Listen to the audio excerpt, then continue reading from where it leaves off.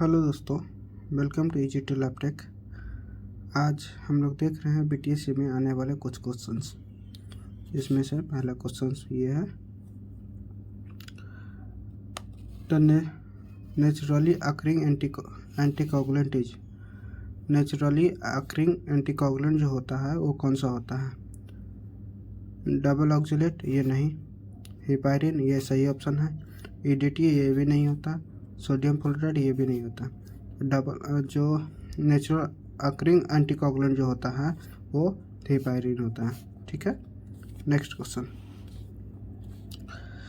The buffy coat that is form in the middle when blood is collected in an anticoagulant tube and allowed to settle by centrifugation is made up of। एक इसमें कह रहा है कि एक the buffy coat that we form in, buffy coat जिसमें form होता है the middle when blood is collected in a anticoagulant tube, एक एंटीकोगुलेंट ट्यूब में ब्लड कलेक्ट किया गया है और उसे अलाउ द खुद से सेटल होने के लिए या सेंट्रीफ्यूज करके सेटल होने के लिए किया गया है। जैसे ये हमारा ट्यूब है, इसमें एंटीकोगुलेंट है, ब्लड मिक्स हो गया। ठीक है, जब इसे सेंट्रीफ्यूज किए तो ये ट्यूब में ये जो हो गया ये RBC सेल हो गया, यहाँ पे इस एरिया में हो गया बफे कोट, ऊपर प्लाज्मा, ये क्या हो गया? प्लाज्मा।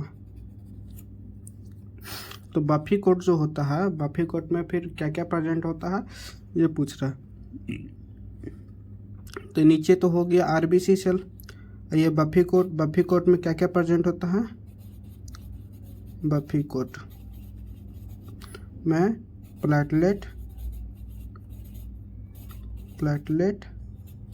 Plus WBC cell. क्या क्या होता है? प्लेटलेट और WBC सेल। ओनली थ्रोम्बोसाइट मतलब प्लेटलेट ये नहीं, बोथ लिकोसाइट एंड थ्रोम्बोसाइट, ये WBC लिकोसाइट को WBC कहते हैं और थ्रोम्बोसाइट को प्लेटलेट कहते हैं। ये सही हुआ, इसमें दोनों होता है। ओनली लिकोसाइट नहीं, ओनली यूरेथ्रोसाइट जो हो गया RBC सेल हो गया, तो ये भी नहीं होगा। इसका सही ऑप्शन क्या हो जाएगा? बी होगा, बोथ लिकोसाइट्स एंड थ्रोम्बोसाइट। ठीक है, next question, the ratio of blood to citrate form estimation of ESR। ESR के लिए हम लोग कौन सा वाइल लेते हैं? ब्लैक वाइल, जिसमें 1 पार्ट एंटीकोगुलेंट, 1 पार्ट जो एंटीकोगुलेंट होता है वो 3.8% ट्राई सोडियम साइट्रेट होता है और plus 4 part whole blood.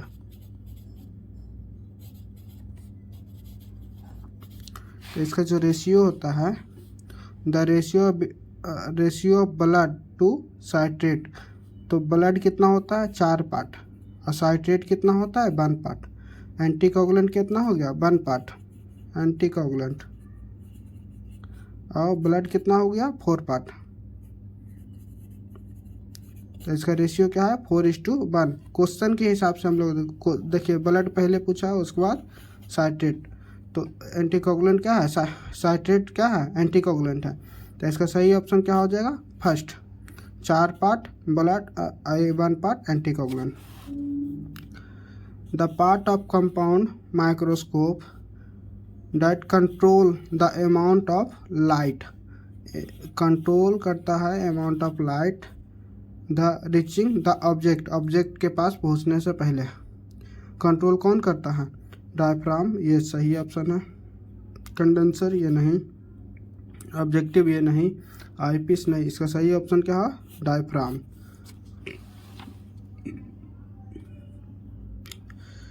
For all practical purpose, the term RH antigen refer to.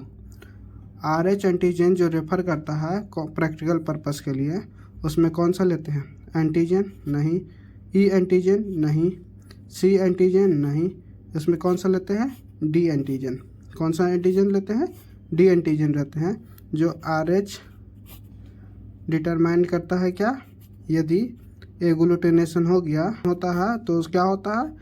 RH positive, not agglutination तो RH निगेटिव। ठीक है, यही RH निगेटिव और पॉजिटिव को आइडेंटिफाई करता है। क्या होता है? D antigen. The first blood group system to be known and describe is. First blood group system में क्या होता है? P सिस्टम नहीं, RH सिस्टम नहीं, RH सिस्टम सेकेंड में आया था। ABO सिस्टम ये सही ऑप्शन है। MNS सिस्टम ये गलत ऑप्शन है। इसका सही ऑप्शन क्या होगा? C हो जाएगा। ABO सिस्टम जो है सबसे पहले ब्लड ग्रुप सिस्टम में ABO सबसे पहले आया था, सेकेंड में क्या आया था? RH system. The ABO antigen first appear in. सबसे पहले अपेयर कब होता है? फर्स्ट अपेयर कब होता है? एट बर्थ, बर्थ के समय, at 2 to 3 year of life, 2 से 3 साल के बाद नहीं, एट 15 से 17 ईयर ऑफ लाइफ नहीं, in the 6th week of intra uterine life. Intra uterine life में ही ये blood group antigen first appear हो जाता है। इसका सही ऑप्शन क्या हो जाएगा? डी हो जाएगा। इसका सही ऑप्शन क्या हो जाएगा? डी हो जाएगा। Next question, the anticoagulant of choice use in blood collection bag. Blood collection bag में कौन सा एंटीकोगुलेंट हम चूज करते हैं? डबल ऑक्जेलेट नहीं, ethylene diamine tetra acetic acid ED, इसको क्या कहते हैं? EDTA, ये भी नहीं, हिपायरिन ये भी नहीं, साइटेट फास्फेट डेक्सट्रोज एडेनिन ये सही ऑप्शन है। हम लोग जो ब्लड बैंक में जो ब्लड बैंक जो यूज होता है उसमें citrate dextrose phosphate dextrose adenine anticoagulant use होता है। ठीक है, इसका सही ऑप्शन क्या हो जाएगा? डी हो जाएगा।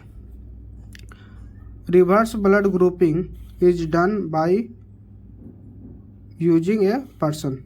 रिवर्स ब्लड ग्रुपिंग जो हम लोग करते हैं उसमें पेशेंट का क्या लेते हैं? ठीक है, तो फॉरवर्ड ग्रुपिंग में क्या लेते थे? फॉरवर्ड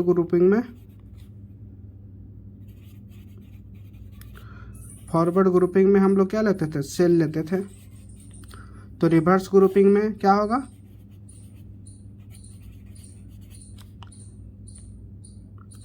रिवर्स ग्रुपिंग में क्या होगा? प्लाज्मा या सीरम लेंगे। ठीक है, जिसमें एंटीबॉडी प्रेजेंट होगा। तो इसका सही ऑप्शन क्या हो जाएगा? ए होगा, सीरम हो जाएगा। प्लेटलेट सस्पेंशन ये नहीं लेते हैं, रेड सेल सस्पेंशन नहीं, WBC सस्पेंशन ये भी नहीं लेते। इसमें सही ऑप्शन क्या होगा? सीरम हो जाएगा। रिवर्स ग्रुपिंग में हम लोग क्या करते हैं? सीरम से हम लोग टेस्ट करते हैं। The ideal temperature for the storage of whole blood. Ideal temperature कौन सा है जिसमें स्टोरेज ऑफ होल ब्लड को स्टोरेज किया जाता है? +20 से +25 डिग्री सेल्सियस नहीं, -20 डिग्री सेल्सियस नहीं, +2 से +6 डिग्री सेल्सियस ये सही ऑप्शन है, -30 डिग्री सेल्सियस ये भी गलत ऑप्शन है। इसका सही ऑप्शन क्या होगा? +2 से +6 डिग्री सेल्सियस। Next question,